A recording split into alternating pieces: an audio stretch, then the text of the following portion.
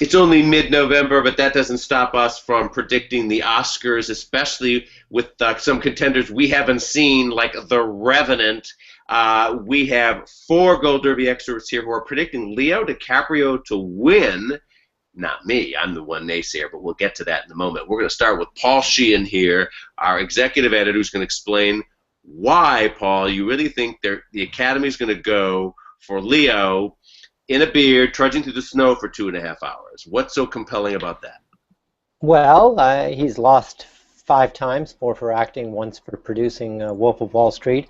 And as we like to say at Gold Derby, he fell victim to slap the stud. And good-looking guy, they don't want to reward him. Doesn't look so good in The Revenant. He's aligned himself with last year's big Oscar champion, Inarritu, who's written and directed and produced this picture, The Revenant, set in sort of the 1870s Dakota Territory, based on a real-life frontiersman who seeks revenge on the rest of the hunting party that leaves him behind after a bear attack. I mean, it's an epic film. He's at it front and center for the whole 3 hours, and I think there's a sense that he's overdue. And separate and apart from the acting on screen is how you act off screen, and the politicking that goes on in the Oscars. And he's a master of that. He can schmooze everyone. He'll pose for 100 selfies.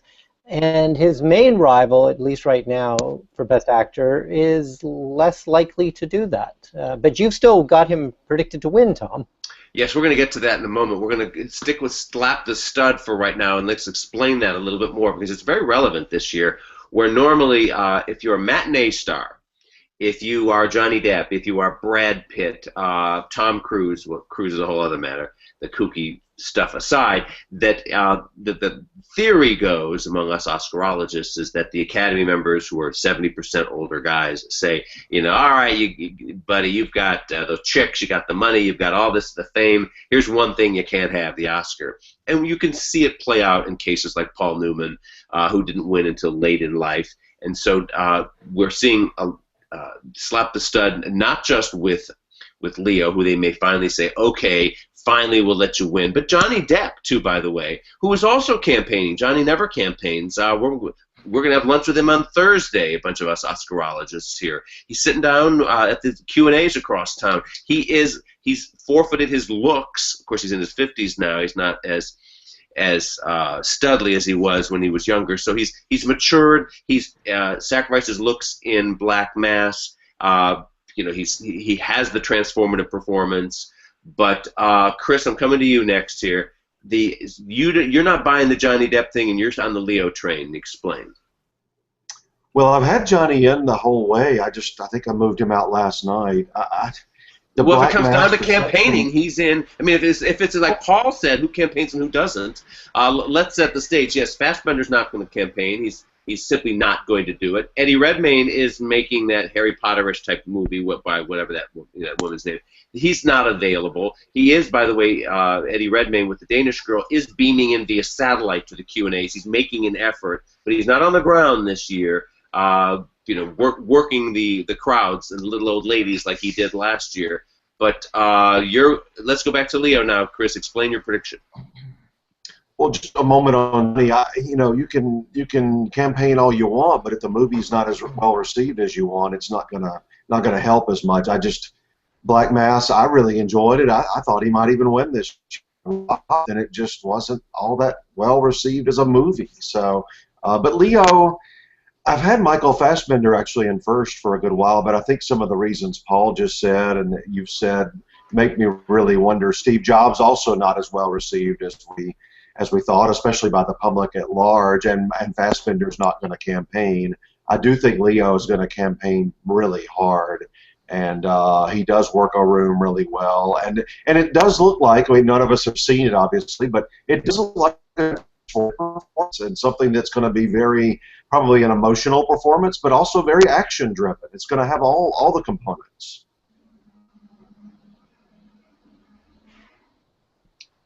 Who wants to pipe in next here? Daniel, go ahead. I think Leo, for me, I have him in my top spot. I think it's sort of a wait and see, just because, I mean, I normally don't predict something to win if I haven't seen it yet, like, or at least not that confidently, but I can't think of who else gets it. I'd say Eddie Redmayne if he hadn't won last year. I feel like, if the Academy could take it back last year and give it to Michael Keaton last year, they'd give it to Eddie this year, because that's such a transformative performance, but I don't know that they'll give him two in a row. And Michael Fassbender and Steve Jobs, it's like we were saying, it's a critically acclaimed movie, and he's a well-liked actor nominated for 12 Years a Slave a couple of years ago. But he's not a big campaigner. The movie didn't perform that well at the box office as expected. So, and then so that leaves Leo, who is with, who has this auteurist movie, The Revenant, by last year's Best Picture and Best Director winner, Iñárritu, and and he's overdue, and he sacrificed his looks, and he's playing a real person. But he has so many of these factors in a field where I don't see anyone else taking the lead. So for now, until I see it... Wait a minute, Daniel. What do you mean taking the lead? Michael Fassbender had the lead by a mile after everybody saw it, after it was critically approved, and then there's this little bit of disappointment because of the box office, because it's only made $17 million. It's going to cross $40 million by the time the Oscars play out. This is what's wrong with your thinking, all of you guys, is that you're letting... That was the consensus opinion before. The only thing that's changed in all of this is, some bloggers are talking about disappointing box office for Fassbender. Now let's just heave that overboard. Marcus, pipe in here. You're somehow... Did you have Fassbender, Marcus, up front before you suddenly got on the Leo train, or have you had Leo all along? I had Fassbender until I realized Leo was playing a real person, and that's key. Daniel just mentioned it. I think... Is it Michael Fassbender playing a real person? He is, but I didn't know Leo was, or I would have predicted Leo the whole time. And also the slap the stud thing that we kind of skipped over is that if you play, if you uglify yourself on screen like Matthew McConaughey, then they don't see you as a stud, and that's what Leo's doing here. Leo in The Revenant does not look anything like Leo in Wolf of Wall Street, and that's really, really important. Paul, I think that we could see an upset here by Bryan Cranston. I'm not predicting it, but I think that he's beloved and he's crossed over, and it's a movie about Hollywood, and it's a big bombastic performance. They love all that. It's transformative. Do you see anybody else winning, Paul? Just look down the list. Is anybody Matt Damon. Okay, go for it. Matt Damon. Absolutely. Yeah, absolutely. Matt Damon. I mean, they're talks about somebody who's well liked. I mean, Bryan Cranston, great performance. He's a TV actor who happened to get into a movie. So that's George Clooney was a TV actor, and he won. But Clooney doesn't. Hilary Swank was Beverly Hills 90210, and she won too. Don't give me that. If you ask most people, they're gonna. Cranston is. Listen, Malcolm in the Middle is streaming forever on Netflix. He's a TV actor, which is great, but that's where he is.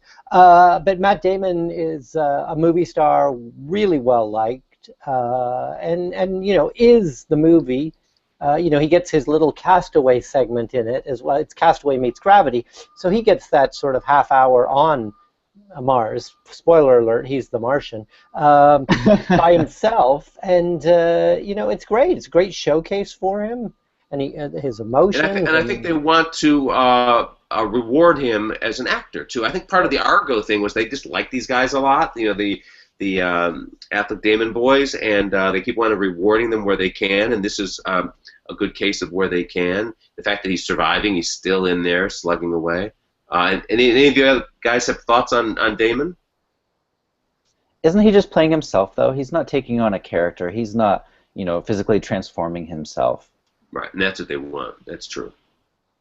I will say, I had an actor tell me recently, they think the hardest thing, and they say only a few people do it, is to take a role like this for Matt Damon or Tom Hanks in Castaway, and be compelling and own that screen by yourself for long, long stretches of time.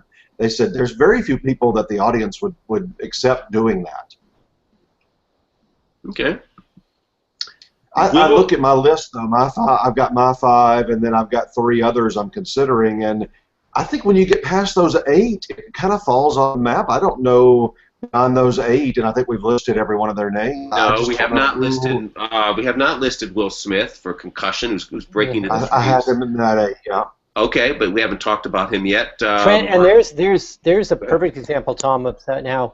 Will Smith, sort of close to 50, bit of physically transformative role. I mean, they pinned back his ears, they put gray in his hair. He's playing a real-life man, hero, crusades against the NFL, in a movie that's going to speak to a lot of male voters. I mean, as Albert Brooks's character says in the film, the NFL owns one day of the week. They own Sunday. I mean, there's so many football fans, I'm sure, among the Academy that they're going to be really interested in that movie.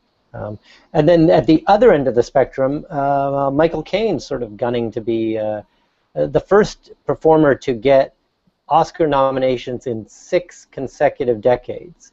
He's been nominated in the 60s, 70s, 80s, 90s, and the first decade of this century. So, and he's in a very showy role in a Youth made by Paolo Sorrentino, who won foreign language film a couple years ago with The Great Beauty. There's somebody who is liked in the industry, but probably has worked with every single member of the Academy, and the man's made almost 200 films. So, he got nominated for The Quiet American back in the early 2000s. Nobody expected that. So there's a stealth campaign, I think. That could. Do you know who else is a stealth contender here? I'm not sure to win, but certainly to be nominated is Tom Hanks. We dismiss him now because, he didn't get nominated for Captain Phillips. He didn't get nominated for Saving Mr. Banks, and we thought he would. But, talking to actual Academy members on the ground here in Hollywood, I'm hearing a lot of love for Tom Hanks and the fact that he is so dynamic in this movie that they love. Bridge of Spies is doing extremely well at the box office. It's not cool among the cognoscenti of the blogosphere, but it's very cool among the Academy set. It's full of achievement by Academy-friendly contenders in all the crafts, and it's Spielberg, of course, and Hanks is a former officer of the Motion Picture Academy, 2-time winner, of course. So people are telling me, and members of the actors branch, at least 2 have told me in the last week or so, he's going to be nominated. You guys, you're not paying enough attention to Tom Hanks. And there might be a sense of what we always call the Oscar IOU. So it may be a sense that those snubs were pretty headline-making a couple of years ago for Captain Phillips and Saving Mr. Banks. So. And he hasn't been nominated since Castaway, so there might be a sense that it's time to give him another nomination. Yeah. Who else has thoughts? It's kind of funny. Tom Hanks has been out of the Oscars for longer than he was in them because he got all 5 of his nominations and 2 wins within a span of, I think, 12 or 13 years, and he hasn't been nominated for 15. So it's kind of he is kind of for one of Hollywood's favorite actors. I mean, there's no one who doesn't like Tom Hanks. It's kind of odd that he hasn't been back for so long. Ian McKellen is really working it. Talk about campaigning mattering. There are events all over town for Mr. Holmes. They're working the blogosphere. He's really in this race. And there was an event just the past few days for it where a lot of Academy members there. Ian was there. He's in the race. Probably not, I should say, to win, but we cannot discount Mr. McKellen. Sir Ian. Sir Ian, thank you. Another one is Samuel L. Jackson. I actually just took him out on my predictions today. There was also confusion supporting versus lead, but I think it's official. He's campaigning for lead. Is that right? Yes. And after we heard maybe reviews weren't so good on The Hateful Eight. So I took him out. No reviews are out yet. We're just hearing some buzz about. People really like the movie a lot. There's some question about it being too long and the first half a little slow. But the question is, no one is saying who has seen it that I've spoken to is saying it's a disappointment as a film. They're saying it's going to be another big hit for him. But is it the Academy-friendly, warm, fuzzy kind of film that could finally deliver him Best Picture? And that is less likely now that we're hearing screening reports than before. Any final thoughts here on Best Actor? Let's move to Best Actress. I haven't even seen what you guys are predicting. Is everybody picking Brie Larson? I just jumped over to Jennifer Lawrence to be a bitch. What about you guys? Well, but you're saying Joy to win Best Picture, right, Tom? Yes. Yeah, that makes sense, and probably David O. Russell to win Director. No, I have Russell up there at number 1 now, but Chris is talking me into this Ridley Scott thing. Oh, okay, but still, so it makes sense that you'd be saying Jennifer Lawrence. So I'm saying Brie Larson. Chris? Unmute yourself there, Chris. Go ahead. Sorry. I think it's a very fun race. I do have Brie Larson in first. Why? Oh, good. You're agreeing with me, so definitely keep yourself unmuted. Yes. What about Daniel? Daniel and Marcus? Who are you saying? I'm predicting Brie Larson too. Although I understand the potential for Jennifer Lawrence. I feel like she's so young to win a second Oscar, but if Joy wins Best Picture and it starts getting on that train. They could give another to Jennifer Lawrence, just like they did for Hilary Swank when she won again for $1 Million Baby when that was on the Best Picture track. So if Joy really turns out to be a Best Picture frontrunner, then I can see Jennifer Lawrence pushing ahead of Brie Larson. But I've got Brie Larson for now. And Jennifer Lawrence, she's got The Last Mockingjay coming out in next week. It's going to be huge money. She's outspoken about the gender pay gap and things. I think she's feisty. She also seems a lot older than her years. I think she's only 26 now, but I think people are surprised to find out that she's the second youngest Best Actress winner. She's. Well, I mean, yeah, because David O. Russell keeps casting her as like 30, 40, 40-year-old women. But I would say what's interesting about Brie Larson versus some of the rest of them is, Brie Larson was at the Governor's Awards on Saturday night, the big honorary Oscars, not televised, but a sort of a must. It's a compulsory stop for anyone on the Oscar campaign trail, including Johnny Depp. He was there. But she's making a King Kong picture now, so she won't be in town for much of the next few weeks. And I think that matters, doesn't it, Tom? What you were talking about, these different events and the retail politicking aspect of it. Yes, and there's rumors that Jennifer Lawrence is not going to campaign, and she's that she's going to just do the promotion for the last Hunger Games and to just take a breather here. But as we discussed here, that like Daniel was saying, that the Hilary Swank double win is a good example because, as Sally Field has reminded us, when they like you, they really, really like you. And there is a honeymoon period at the Oscars where they will give you two. Sean Penn, a few years apart, 5 years apart. Hilary Swank, 5 years apart. And Sally Field, 5 years apart. Yeah. Sally Field. Christoph Waltz in the supporting category. Right. Jason Robards and so on. So I mean, there's if you're in that couple of year window, they will reward you again. And the reason I'm going out on a limb for this is part of it's wishful thinking. I want a movie that we love in the way that we loved, or at least I did, and many others, Slumdog Millionaire. And I believe that Russell has that potential as a filmmaker to deliver that kind of movie. And the early screening reports that leaked out during the test screenings in the past few weeks say that there's some conflict about the movie, whether it's either this amazing thing or not. But what is consistent about the reports is that Jennifer Lawrence really knocks it out of the park. And if it's that much of an ecstatic performance that it just overwhelms Brie Larson, then she's obviously going to grab the trophy again. I think we're going to have a real race for Best Actress here. And I would say to Chris's point about the trailer, she'd win the Oscar for the trailer, Jennifer Lawrence and Joy. And I would say my only concern about Brie Larson, I'm curious what the others who are predicting her, the fact that she's absent for a sizable amount of time towards the end of the picture. And that, I mean, you miss her, you want her to come back, but it's almost like, well, she almost could have gone down to supporting and made a credible case. What do you think about that, Marcus? Yeah, that's one of the reasons it's so hard. This race is so hard. Every day I go in and switch, Brie Larson, Jennifer Lawrence. Currently I have Larson at number 1. But I think that does hurt her because when she's not on screen, you want her to come back, but she's not on screen, so she's not performing at the same time.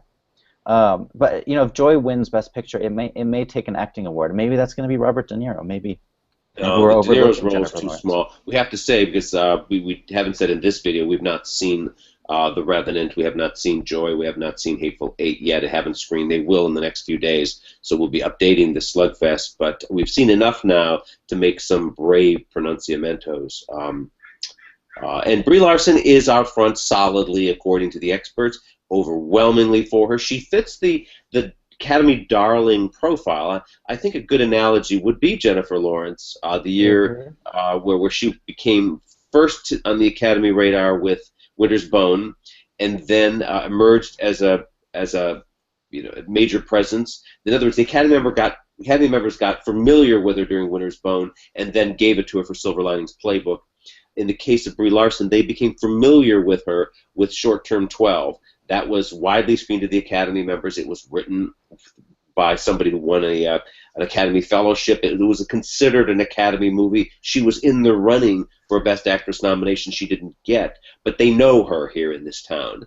And so that Winter's Bone equivalent plays out there. Now she can be accepted as as an ingenue winner type. And she's likely going, whatever happens to Jennifer Lawrence, it's very likely that Brie Larson will win those early Critics Awards from New York and L.A. and maybe even the National Society, which is, in January. But Critics' Choice is still up in the air, and National Board of Review, which is not a Critics Awards, of course. But I think Brie Larson will solidify her early lead with those Critics Awards, and then it's up to Jennifer to come out of hiding, get out there and campaign, and pull this off if she wants it.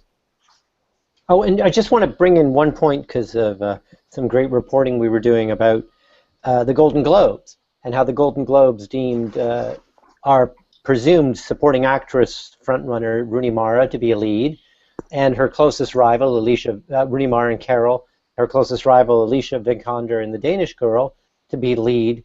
So do we think that the Oscar voters are suddenly going to be, the acting branch is going to go, yeah, they are lead. We're putting them in lead. I hope so.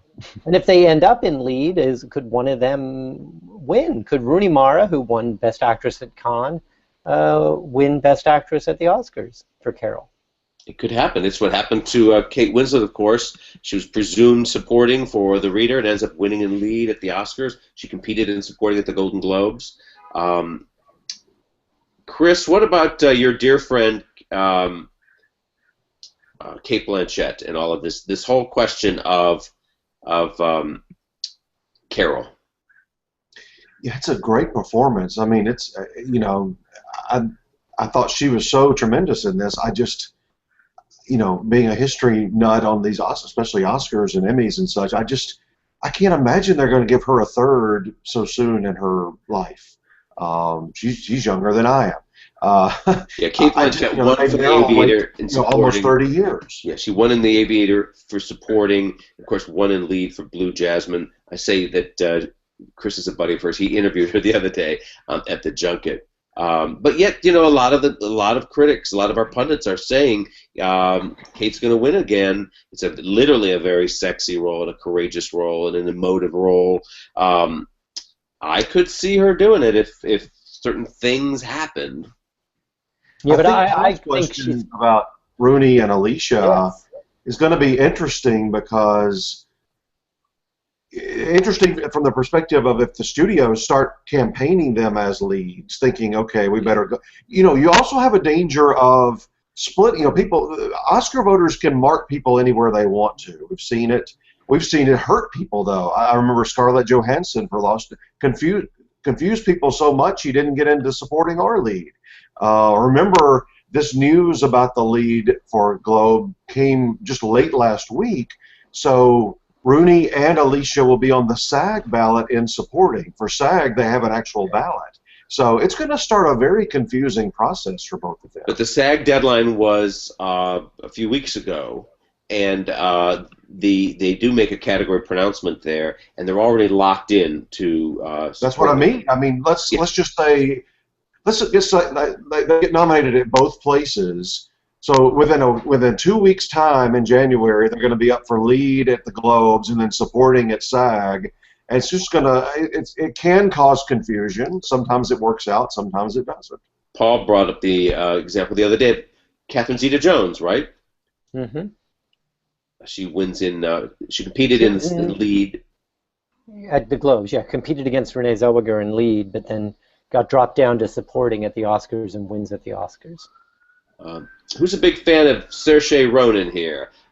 She gives a very understated performance in Brooklyn, but she is a real contender to be nominated at least, right?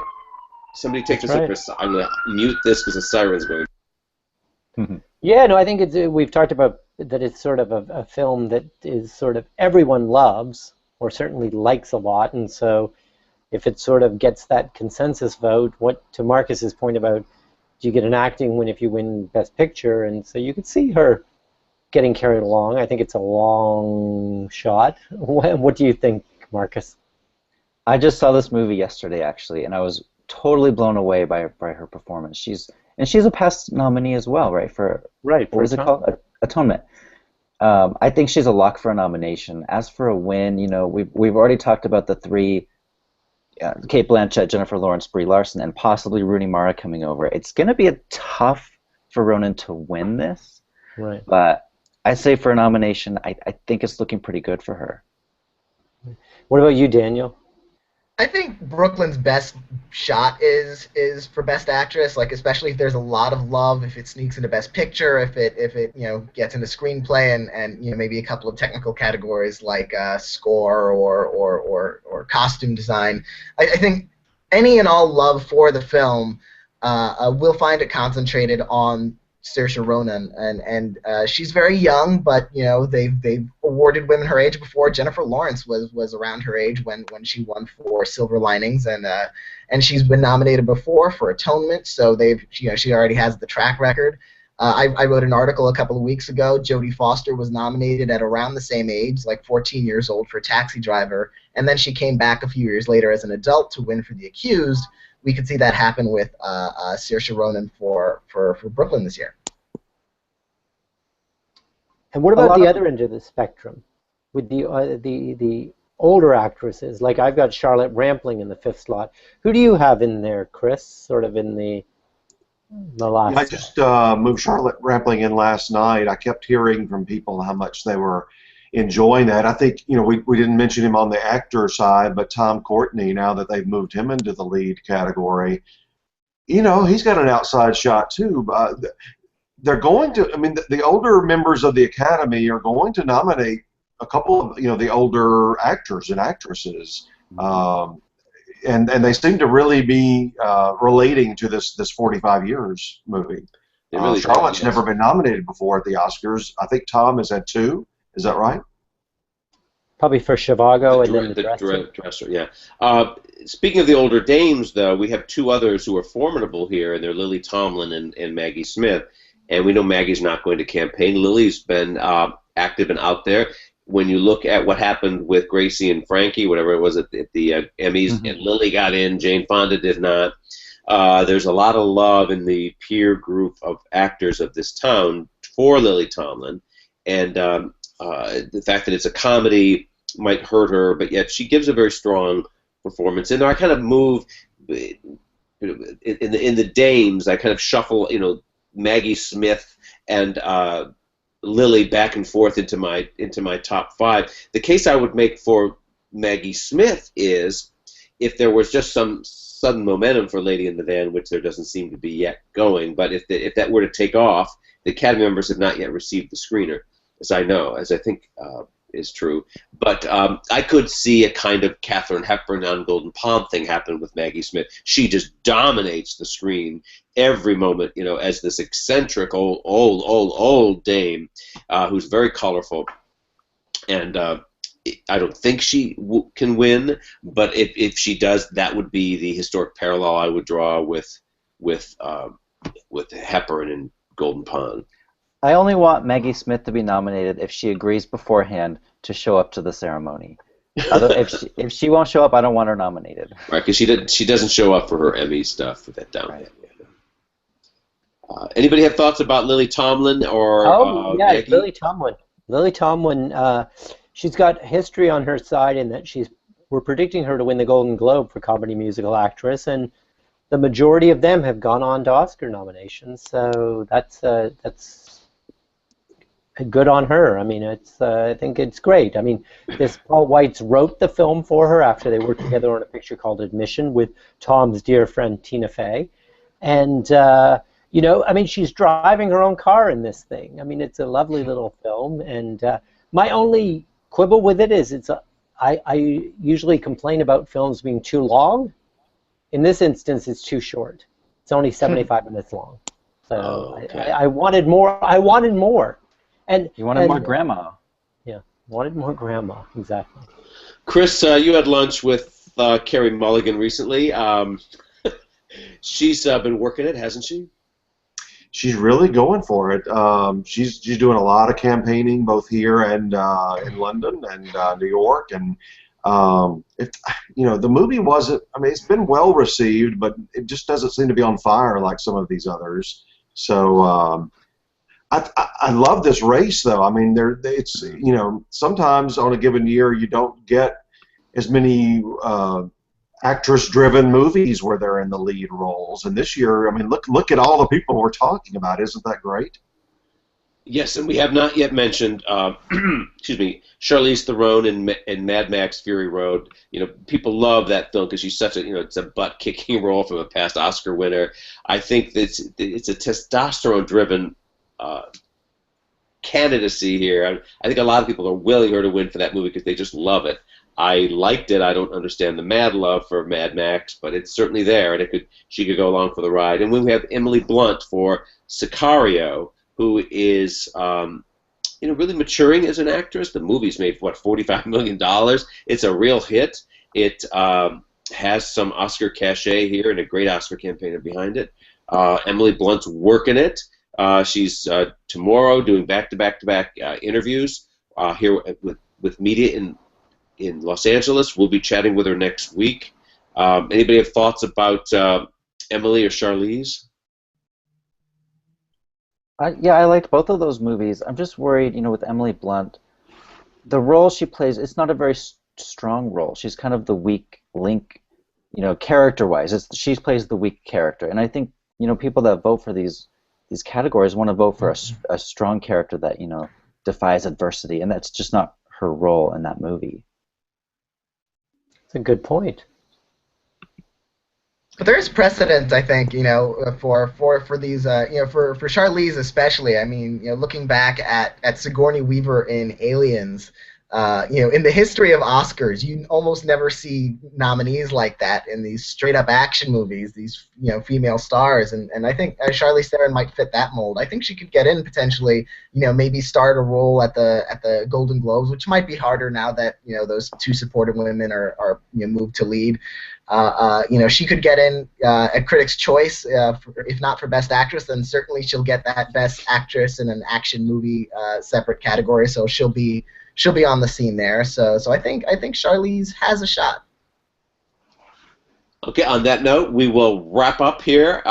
Viewers, make your Oscar predictions now, and your Golden Globe and your SAG predictions at Gold Derby now. Remember, we're giving out prizes for the Oscars. It's $500 for first place, $300 for second place, $200 for third place, Amazon gift certificates. You make your first batch of predictions now, change them as often as you wish up until nomination day, and then we hit reset, we pass out those winning certificates, and then you compete again to predict the winners. But it's a derby. What we stress to you is make your predictions now, change them, and it's important for us because as a website, we record your last predictions, and if you're updating them, it shows a rise and fall in the odds, and it informs people in this town who pay very close attention, sometimes close attention to Gold Derby's odds and the rest of it, to about where the momentum is, and your input is very, very important.